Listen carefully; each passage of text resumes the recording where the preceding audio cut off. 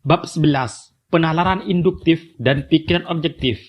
Kehidupan Anda diatur oleh hukum, oleh prinsip-prinsip aktual yang tidak berubah, yang tak pernah berbeda. Hukum itu bekerja sepanjang waktu di semua tempat, karena hukum-hukum itu bersifat pasti dan mendasari semua tindakan manusia. Itulah sebabnya orang-orang yang mengendalikan industri-industri raksasa mampu menentukan dengan presisi mutlak berapa persen dari setiap 100.000 orang yang akan merespon pada serangkaian kondisi tertentu.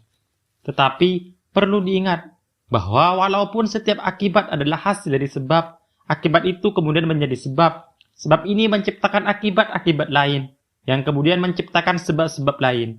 Maka, bila Anda menjalankan hukum tarik-menarik, harus Anda ingat bahwa Anda sedang mulai menjalankan suatu rentetan sebab-akibat untuk hal yang baik.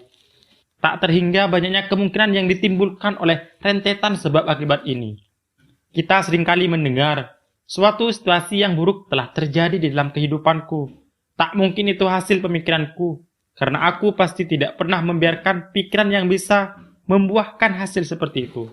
Kita lupa bahwa hukum tarik-menarik berlaku di dunia mental dan bahwa pikiran yang kita buai akan menghasilkan hal-hal sejenis dan serupa. Kemudian semua itu akan menghasilkan kondisi dan lingkungan yang menjadi sumber dari kondisi-kondisi yang kita keluhkan. Penalaran induktif adalah proses pikiran objektif yang kita gunakan untuk membanding-bandingkan sejumlah hal sampai kita melihat faktor umum yang menyebabkan semua itu. Induksi berjalan dengan perbandingan fakta. Metode mempelajari alam ini telah menemukan kekuasaan hukum yang menandai zaman kemajuan manusia. Induksi merupakan garis pembatas di antara tahayul dan kecerdasan yang telah menghilangkan elemen-elemen ketidakpastian dan perubahan mendadak dari kehidupan manusia untuk digantikan dengan hukum, penalaran, dan kepastian. Itu adalah penjaga gerbang yang disebutkan di pelajaran sebelumnya. Dengan prinsip ini, dunia yang biasa dialami oleh indera telah direvolusi. Ketika matahari telah berada di tempatnya, maka bumi yang tampaknya rata ini ternyata berbentuk bola dan berputar di sekeliling matahari. Materi di dalamnya pun berubah menjadi elemen-elemen aktif dan semesta memperlihatkan diri kemanapun kita mengarahkan teleskop dan mikroskop. Semesta dipenuhi kekuatan, gerakan, dan kehidupan. Kita pun bertanya-tanya, cara apa yang memungkinkan berbagai bentuk rumit yang tersusun di semesta ini tetap bisa teratur dan memperbaiki dirinya.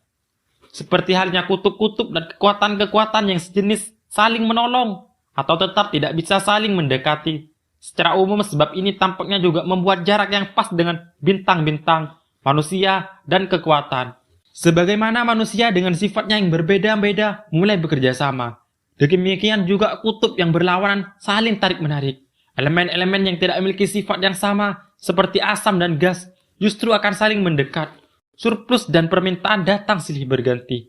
Mata pencarian dan menerima kepuasan dari warna-warna yang melengkapi benda tertentu. Kebutuhan, keinginan, dan hasrat di dalam pengertian yang terbesar menyebabkan, mengarahkan, dan menentukan tindakan tertentu. Merupakan hak istimewa kita bila kita menyadari prinsip itu dan kemudian bertindak sesuai dengannya. Kufir melihat sebuah gigi milik binatang yang sudah punah. Gigi ini membutuhkan sebuah tubuh untuk kinerja fungsinya. Dan gigi ini mencirikan tubuh khusus yang dibutuhkannya dengan presisi yang tinggi sehingga Kufir bisa merekonstruksikan tubuh dari binatang ini. Ada penyimpangan orbit yang diamati pada gerakan Uranus. Referir membutuhkan sebuah bintang lain di suatu tempat untuk menjaga keteraturan sistem tata surya. Neptunus pun muncul di tempat itu pada waktu yang ditentukan. Keinginan instingtif binatang dan keinginan intelektual Kufir, keinginan alam dan keinginan pikiran Lefir, semuanya mirip. Dan demikian pula hasilnya. Di sini ada pemikiran tentang suatu ekstensi. Di sana muncul ekstensinya. Maka, keinginan yang didefinisikan dengan jelas dan selaras dengan hukum akan memberikan alasan bagi berlangsungnya kinerja hukum alam yang lebih kompleks. Setelah merekam dengan benar segala jawaban yang diberikan oleh alam dan mengisi indera kita dengan ilmu yang terus berkembang, setelah menyatu dengan pengungkit yang memindahkan bumi, kita pun tersadar akan adanya kontak yang dekat, bervariasi, dan mendalam dengan dunia di luar diri. Dengan demikian, keinginan dan tujuan-tujuan kita diidentifikasikan dengan operasi hukum luar biasa yang harmonis ini. Sama halnya dengan kehidupan, kebebasan, dan kebahagiaan warga negara yang diidentifikasikan dengan eksistensi pemerintahannya. Kepentingan individu dilindungi oleh wakil-wakil pemerintah. Kebutuhan-kebutuhan individu mungkin tergantung pada pasokan tertentu yang dirasa lebih bersifat universal dan tetap. Karena kita adalah warga negara yang sadar di Republik ini, kita pun aman dari gangguan agen-agen rendahan dengan cara bersekutu dengan kekuatan-kekuatan superior, dan dengan memohon pada hukum resistensi atau induksi yang mendasar yang diberikan kepada agen mekanis atau kimiawi. Maka tugas yang harus dikerjakan pun didistribusikan di antara hukum-hukum itu dan manusia, demi manfaat individu sang penentu. Seandainya Plato bisa melihat gambar-gambar yang dibuat oleh matahari dengan bantuan fotografer, atau ratusan ilustrasi serupa tentang apa yang dilakukan manusia melalui induksi, Plato mungkin teringat akan peran gurunya dalam pembinaan intelektual. Dan di pikirannya sendiri, Plato mungkin memunculkan visi tentang suatu tempat di mana semua pekerjaan manual dan mesin serta pengulangannya ditugaskan pada kekuatan alam. Di sana keinginan kita dipuaskan oleh pekerjaan yang murni bersifat mental, yang digerakkan oleh kemauan, dan di situ pasukan diciptakan oleh permintaan. Sejauh apapun tempat itu, induksi telah mengajar manusia untuk bergerak ke arah sana, dan telah mengelilinginya dengan manfaat-manfaat yang sekaligus merupakan hadiah untuk kesetiaan di masa lalu, serta insentif untuk pengabdian yang lebih tekun. Untuk menyelesaikan secara total, induksi juga membantu kita untuk mengkonsentrasikan dan menguatkan kemampuan kita. Induksi memberikan solusi yang tidak pernah salah untuk individu dan masalah-masalah universal bila pikiran dioperasikan di dalam bentuknya yang paling murni. Di sini kita menemukan suatu metode yang intinya adalah mempercayai bahwa supaya kita memperoleh apa yang kita cari, kita harus terlebih dulu percaya bahwa hal itu telah diperoleh. Metode itu diwariskan kepada kita oleh Plato yang di luar lingkupnya tidak pernah biasa mengetahui bagaimana ide-ide menjadi realitas. Konsepsi ini juga dijelaskan oleh Swedenborg di dalam doktrinnya tentang persesuaian. Dan seorang guru yang lebih besar telah berkata, apapun yang kamu minta dan doakan, percayalah bahwa kamu telah menerimanya, niscaya kamu akan memperolehnya. Pertama-tama kita harus percaya bahwa keinginan kita telah dipenuhi, dan sukses nantinya akan mengikuti. Inilah petunjuk yang tepat untuk menggunakan kekuatan kreatif pikiran, yaitu dengan menanamkan hal tertentu yang kita inginkan pada pikiran subjektif universal sebagai fakta yang sudah ada. Kita berpikir di tataran yang mutlak dan menghilangkan semua pertimbangan tentang kondisi atau batasan. Kita menanam suatu benih yang bila dibiarkan tanpa diganggu, pada akhirnya akan tumbuh menjadi fakta yang nyata.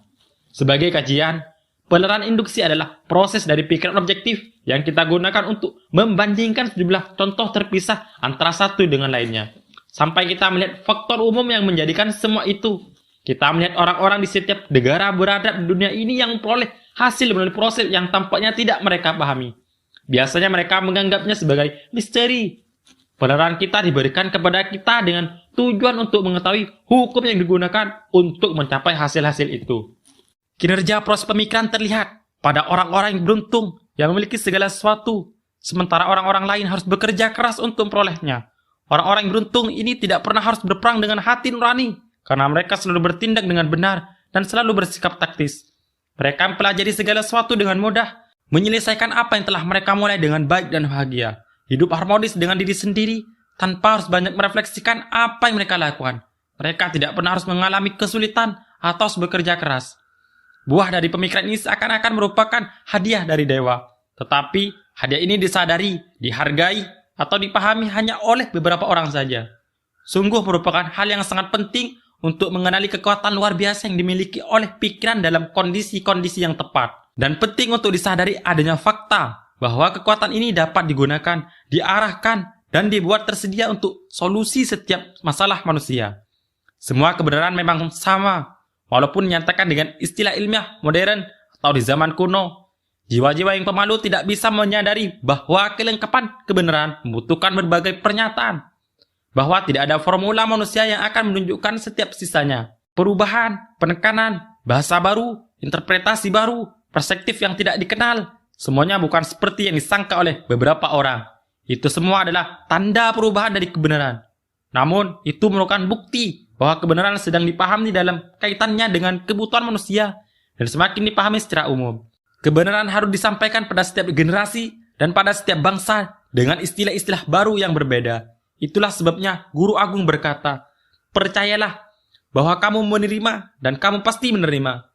Sains modern menyatakan, hukum tarik-menarik adalah hukum yang dipakai oleh pemikiran untuk berhubungan dengan objeknya. Setiap pernyataan yang dapat dianalisis ternyata berisi kebenaran yang serupa.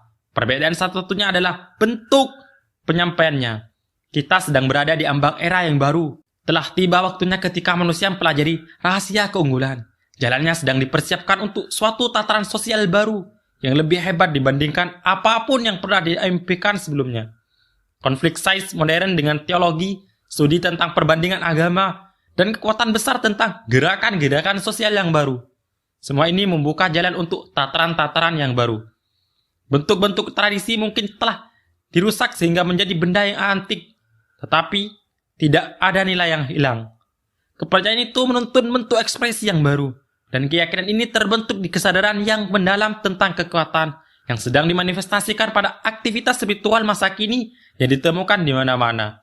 Spirit yang berdiam di dalam mineral, bernafas di dalam sayuran, bergerak di dalam binatang, dan mencapai perkembangan tertingginya di dalam manusia adalah pikiran universal, dan ia menyelaraskan kita untuk menjabatani jurang antara ada dan melakukan, teori dan praktik, dengan cara mendemonstrasikan pemahaman kita tentang lingkup pengaruh yang telah diberikan kepada kita. Sejauh ini penemuan terbesar di sepanjang abad adalah kekuatan pikiran. Pentingnya penemuan ini disadari dengan sedikit terlambat, tetapi akhirnya ia disadari, dan kini di setiap bidang riset, pentingnya penemuan terbesar dari segala penemuan besar ini sedang dibuktikan. Anda bertanya, apa kekuatan kreatif dari pikiran ini? Jawabannya, menciptakan ide-ide, lalu ide-ide ini mengaktualkan diri dengan cara menyediakan, menciptakan, mengamati, memahami, menemukan, menganalisis, menguasai, mengatur, menggabungkan, dan menggunakan materi dari kekuatan. Ia dapat melakukannya karena merupakan kekuatan kreatif yang cerdas. Pemikiran mencapai aktivitasnya yang tertinggi ketika tenggelam ke dalam dirinya yang misterius. Ketika ia kemudian muncul melalui batasan diri yang sempit dan melewati satu kebenaran ke kebenaran lain menuju wilayah cahaya kekal. Disinilah semua yang sekarang ada, yang dulu ada, yang akan selalu ada, melebur menjadi satu harmoni agung. Dari proses perenungan diri ini, datanglah inspirasi yang merupakan inteligensi kreatif dan yang tak terelakkan lagi bersifat superior dibandingkan setiap elemen, kekuatan, atau hukum alam lain karena ia bisa memahami, mengubah, mengatur, dan menggunakan semuanya untuk mencapai tujuannya sendiri. Semua itu dimilikinya. Kearifan dimulai dengan munculnya penalaran, dan penalaran hanyalah pemahaman suatu pengetahuan dan prinsip-prinsip yang kita gunakan untuk mengetahui makna sejati dari segala sesuatu. Maka kearifan adalah penalaran yang bersinar, dan kearifan ini mengarah pada kerendahan hati, karena kerendahan hati merupakan bagian yang besar dari kearifan. Kita mengetahui ada banyak orang yang telah mencapai apa yang tampak mustahil, yang telah mewujud impian seumur hidup, yang telah mengubah segalanya termasuk diri mereka sendiri. Terkadang kita terpesona melihat kekuatan yang tampaknya sungguh kuat, yang kelihatannya selalu tersedia ketika sangat dibutuhkan. Tetapi sekarang segalanya sudah jelas. Yang dibutuhkan hanyalah pemahaman akan prinsip-prinsip dasar yang pasti dan penerapannya yang tepat. Untuk latihan pada video kali ini, berkonsentrasilah pada kutipan yang diambil dari kitab suci. Apapun yang kamu minta dan doakan, percayalah bahwa kamu telah menerimanya. Niscaya kamu akan memperolehnya. Ingatlah bahwa di sini tidak ada batasan. Apapun itu jelas sudah pasti. Maka satu-satunya batasan yang diberikan pada kita adalah kemampuan kita untuk berpikir, untuk sesuai dengan kesempatannya, untuk bangkit pada keadaan darurat, untuk mengingat bahwa iman bukanlah suatu bayangan, melainkan substansi. Substansi dari segala hal yang diharapkan, bukti dari segala hal yang tidak terlihat.